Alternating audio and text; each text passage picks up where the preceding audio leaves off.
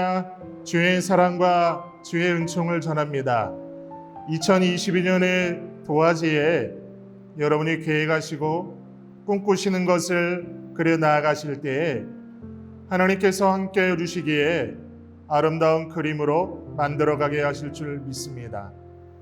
하나님과 함께 아름다운 그림을 만들어가는 여러분 되시기를 소망합니다. 오늘 주시는 하나님의 말씀 같이 나누도록 하겠습니다. 오늘의 말씀은 에베소 교회에 보내는 말씀, 요한계시록 2장 1절에서 7절까지입니다. 에베소 교회의 심부름꾼에게 이렇게 써보내라. 오른손에 7뼈를 쥐시고 7금 촛대 사이를 거니시는 분이 말씀하신다. 나는 내가 한 일과 내 수고와 인내를 알고 있다. 또 나는 내가 악한 자들을 참고 내버려둘 수 없었던 것과 사도가 아니면서 사도라고 자칭하는 자들을 시험하여 그들이 거짓말쟁이임을 밝혀낸 것도 알고 있다. 너는 참고 내 이름을 위하여 고난을 견디어냈으며 낙심한 적이 없다. 그러나 너에게 나무랄 것이 있다. 그것은 내가 처음 사랑을 버린 것이다. 그러므로 내가 어디에서 떨어졌는지를 생각해 내서 회개하고 처음에 하던 일을 하여라. 내가 그렇게 하지 않고 회개하지 않으면 내가 가서 내 촛대를 그 자리에서 옮기겠다. 그런데 내게는 잘하는 일이 있다. 너는 니골라당이 하는 일을 미워한다. 나도 그것을 미워한다. 귀가 있는 사람은 성령이 교회들에게 하시는 말씀을 들어라. 이기는 사람에게는 내가 하나님의 낙원에 있는 생명나무의 열매를 주어서 먹게 하겠다. 오늘 본문을 보시면 처음 사랑을 잃어버린 에베소 교회를 향한 말씀이 나와 있습니다. 에베소는 한마디로 사상과 종교의 도시였습니다.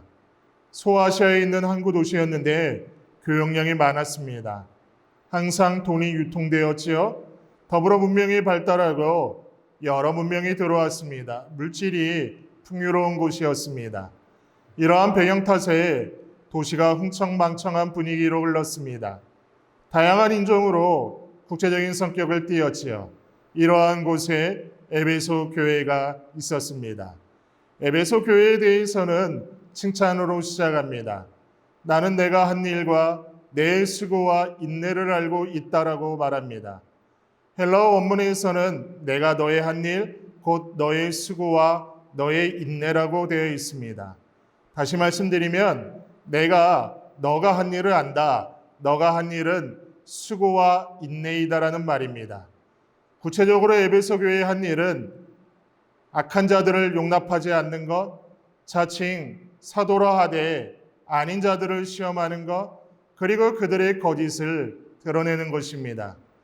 에베소 교회는 사상과 종교의 도시답게 많은 이단 사상이 내부에서 발생하고 외부에서 들어오곤 했습니다. 이렇게 진리가 혼탁한 때에 에베소 교회는 그런 것들을 잘 구별하였고 거두어내었으며 잘라냈습니다.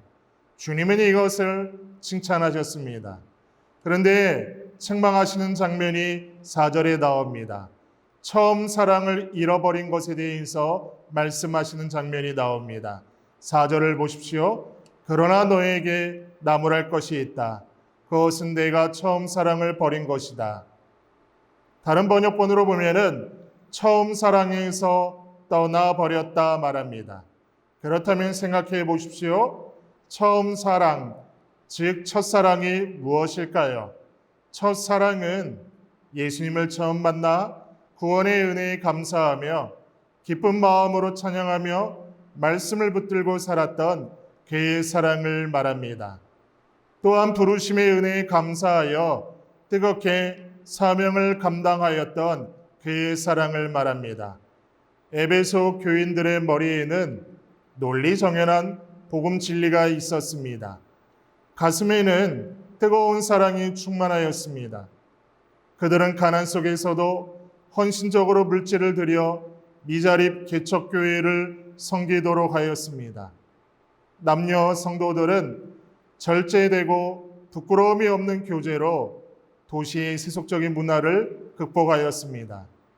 그런데 에베소 교회가 개척된 지 40년의 세월이 지나게 되었고 사도 바울에게 말씀 공부를 하였던 성도들도 장성한 어른이 되었습니다.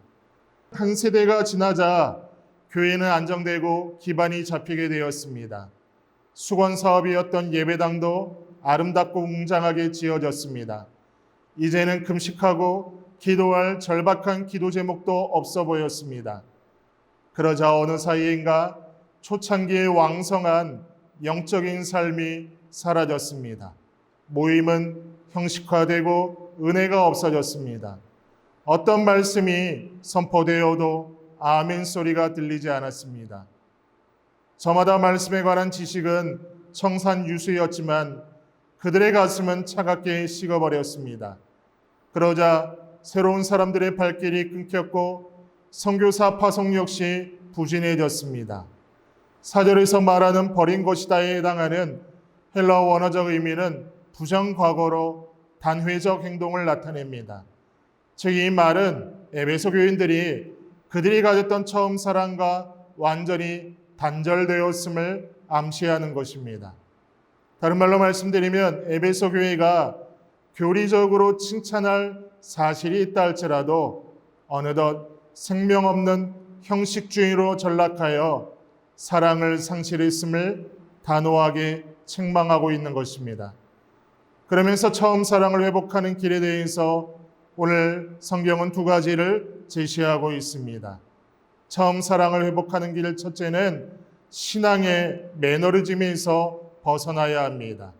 매너리즘이란 항상 틀에 박힌 일정한 방식이나 태도를 취함으로써 신선미와 독창성을 잇는 일을 뜻합니다.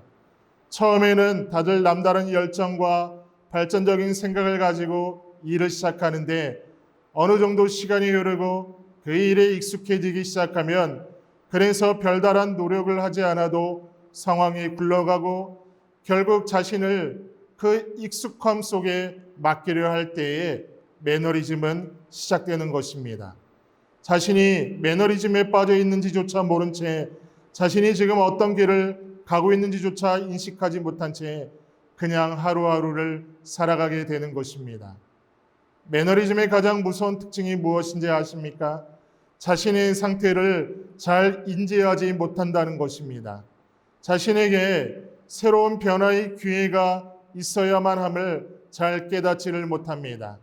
그냥 잘하고 있는 것으로만 생각합니다. 익숙함에 편안함만을 누리고 있는 것입니다. 그러나 매너리즘에 빠진 사람의 삶의 자리에는 계속해서 반복되는 일상만이 있을 뿐입니다. 새로운 도전, 성장의 기쁨, 삶의 만족과 창조적 사고의 삶은 결코 살아갈 수가 없습니다. 매너리즘이 오는 순간 삶은 멈추어버리고 마는 것입니다. 신앙적인 부분도 매너리즘에 빠질 수 있습니다. 신앙에 익숙해질 때 우리는 매너리즘에 빠질 수 있습니다. 생각해 보십시오. 익숙해진다는 것은 좋은 것이지요. 그만큼 편안해졌음을 의미하는 것이기 때문입니다. 그러나 익숙함에 파묻혀 그것에 안주해버리면 어느새 처음 사랑도 잃어버리게 됩니다. 신앙생활이 아니라 종교생활을 하게 되고 결국은 익숙함 뒤에 숨어서 늘 한결같은 그러나 아무런 기쁨도 변화도 없는 성도의 삶을 살아가게 되는 것입니다. 무서운 것은요, 그럼에도 불구하고 자신이 신앙생활을 잘하고 있는 것으로 오해를 한다는 데 있습니다. 신앙생활은 처음 사랑의 감격을 잃어버리지 않는 채 계속해서 더 깊은 믿음의 자리로 달려나가는 것인 줄 믿습니다. 성장하고 성숙하고 변화해 나가야 되는데 매너리즘에 빠지면 지금 이대로가 좋사오니의 마음이 되고 그 안에서 만족함을 누리게 되는 것입니다. 5절을 보시면 어디에서 떨어졌는지를 생각하라고 말씀합니다. 생각하라는 것은 처음으로 예수님 영접하고 복음을 기쁨으로 받아들여 순수하게 주님을 사랑하던 그 시절을 돌이켜보라는 말입니다. 처음 사랑을 잃어버린 채 그저 습관적으로 신앙생활하고 습관적으로 섬김을 감당하는 것이 아니라 처음 사랑의 은혜로 인해 신앙생활하고 섬김을 감당하는 우리가 되기를 소망합니다. 큐티 영상을 함께하는 사랑하는 성도 여러분, 바라기는 저나 여러분이나 처음 사랑을 간직한 채 2022년을 활력 있는 성도로 그렇게 신앙생활하고 그렇게 섬기기를 진심으로 소망합니다. 처음 사랑을 회복하는 길 두 번째는 하나님과 관계가 회복되어야 하는 것이죠. 5절을 보십시오. 회개하고 처음에 하던 일을 하여라고 말씀합니다. 처음 하던 일이 무엇일까요? 성령이 우리들에게 하시는 말씀을 듣는 것입니다. 사랑하는 성도 여러분, 하나님의 음성에 귀를 기울일 때 하나님과의 관계가 회복되어지는 줄 믿습니다. 그래야 할 때 하나님의 낙원에 있는 생명나무의 과실을 먹게 되는 축복을 얻게 될 줄 믿습니다. 생명나무는 예수 그리스도이시며 그분이 주는 천국의 삶은 내가 그에게로 들어가 그로 더불어 먹고 그는 나로 더불어 먹으리라는 말씀대로 이루어지는 생활인 줄로 믿습니다. 기억하십시오. 주님께 대한 우리의 처음 사랑이 회복되는 한 주님께서는 우리를 통해서 당신의 놀라운 계획을 이루어 가실 줄 믿습니다. 그리고 우리의 인생에서 생명나무의 과실을 먹는 것과 같은 풍성한 삶을 살게 하실 줄 믿습니다. 큐티 영상을 함께 하시는 성도 여러분, 성도로서 교회에서 예배하고 섬길 수 있는 것이 우리에게는 큰 은혜입니다. 그런데 어느 순간부터 처음 사랑 잃어버리고 타협하고 익숙함에 빠져 이대로가 좋사오니 마음으로 매너리즘에 빠져 있지는 않은지 돌아보기 원합니다. 신앙생활은 하고 있으나 어느 순간부터 하나님과의 관계가 멀어진 채 기도 생활도 안 되고 개인의 경건 생활이 무너진 채 그저 그렇게 신앙생활하고 있지는 않은지 돌아보기 원합니다.